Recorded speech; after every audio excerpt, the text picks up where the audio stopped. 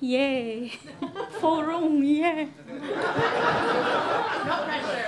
So, my name is Claudia Paskauskas. I'm the GIS manager with the Regional Planning Council. I am the Florida URISA president, the URISA Leadership Academy chair, and my daily job, I wear so many hats.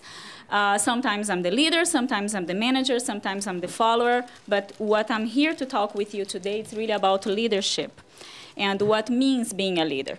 Well, have you heard that expression, he's a born leader? Is really leadership something that you're born with, or leadership can be learned? I think you can learn leadership. I think we all have the principle of leadership built on in the same way we can run, we can sing. Some of you can do better than others, but I think with practice and with training, we can learn how to do the thing right. So I'm going to talk with you today about some of the characteristics of a leader that I consider to be essential, as well, a way for you to sharpen those skills.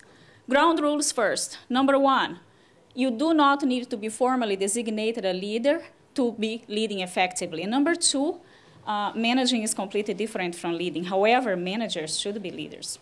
So let's talk more about what leadership is. It's a process to help a group to achieve its goals. That's nothing else than that.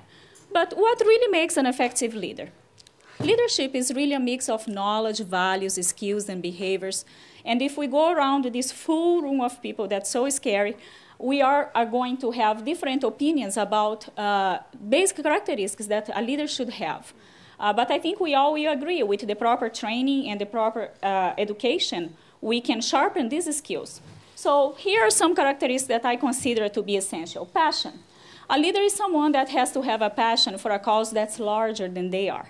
And sometimes a leader without this passion cannot make the courageous and necessary decisions and carry them into action. Leadership is really something that requires vision. But vision and passion are two different things, but they can't be separated. But both are about forward thinking. And a leader needs to have some ideas for change and visualize how the future can be different. Otherwise, how are you going to do it? Vision is really composed by two main components, which are creativity and knowledge. A leader has to be someone that thinks out of the box. And that's the only way for you to come up with good strategies and effective things that will help you to implement that change. As far as knowledge, I don't see a leader being a person that doesn't like to study and to learn.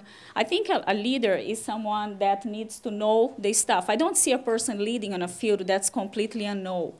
And that pretty much tells me that if you know your stuff, you have confidence to carry that action forward.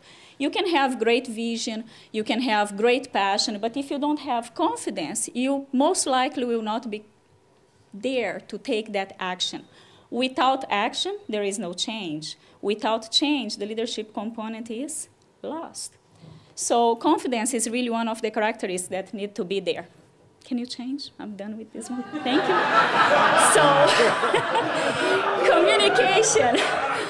I can have all of these characteristics, but if I don't know how to communicate that passion and all the things that I told you, how am I going to convince you to be on board?